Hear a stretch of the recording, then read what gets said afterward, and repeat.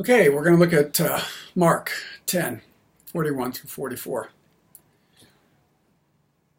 Jesus said to them, "You know that those who are recognized as rulers of the Gentiles lord it over them, and their great men exercise authority over them.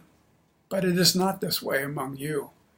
But whoever wishes to become great among you shall be your servant, and whoever wishes to be first among you shall be slave of all." Greatness is not defined by what you do. It is defined by an attitude of the heart, first and foremost. Then and only then does it begin to affect how you do what you do.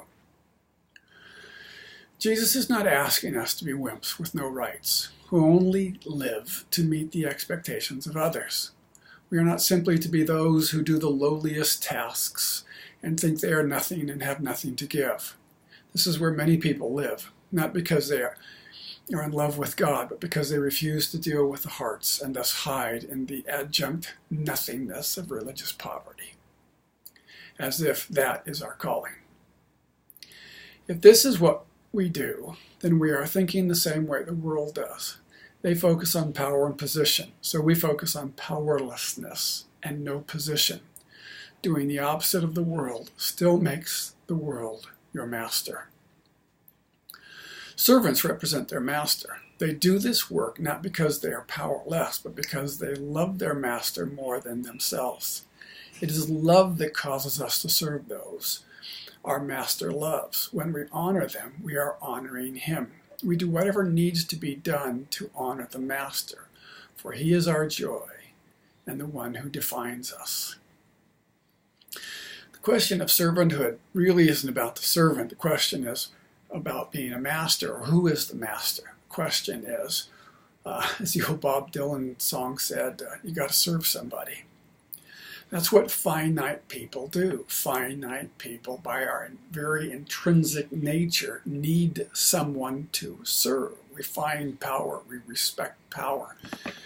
And the starting place for what God is saying is, I have power, serve me. Not in selfishness, not because power is a defining aspect, but because we love him. A servant heart isn't someone who goes around washing other people's feet as kind of a religious ceremony. I have to kind of chuckle sometimes when I see people doing that as kind of the defining aspect, even though we've crossed outside of the culture and gone to a different place in our modern world.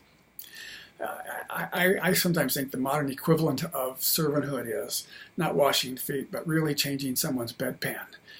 Taking the waste from their body when they can't get out of bed and taking it and flushing it and cleaning it and taking care of the most lowest body functions. And it's not that that's what we do, but that's what we're willing to do, heart level.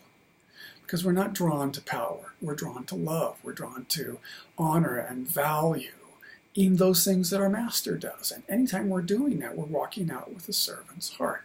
You just got to look at Jesus, who was the servant of all servants, who came to serve us. And you look at his life, and he is no mamby-pamby. He is engaged in these lives in ways that is truly, truly incredible.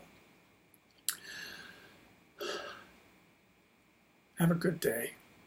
Be a servant. Don't get caught up in yourself. Remember who the master is, and do as he would do.